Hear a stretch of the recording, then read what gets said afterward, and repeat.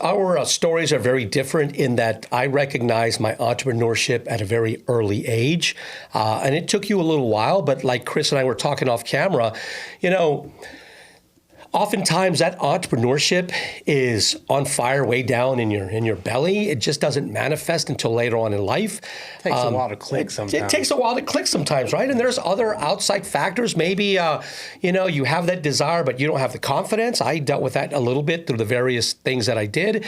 I must have been in the 7th grade. And I would walk to school and I would pass by a 7-Eleven. My dad would give me like $3 a week, you know, and I would take that $3 and I would go buy, I think it was like 10 packs of Hubba Bubba, bubblegum, right? Grape, cherry, all the best flavors. And I would be known as the Candy Man. And they actually called me the Candy Man. They called me the Candy Man, and I would sell a piece of Hubba Bubba bubblegum for 35 cents a piece. And you know, I'm not the smartest guy.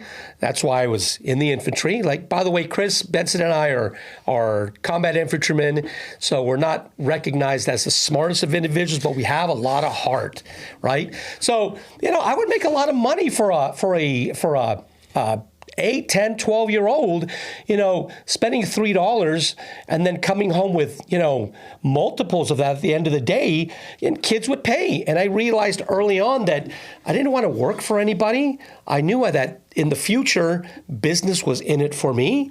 I did that. You know, I would also travel across the county when I was in like the 8th grade on the city bus to meet my mom at her job. I would probably get to her job at about 3.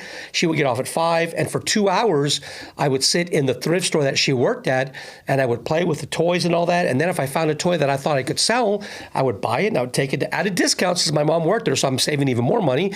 And I would sell it the next day at school. So I've always been an entrepreneur, man.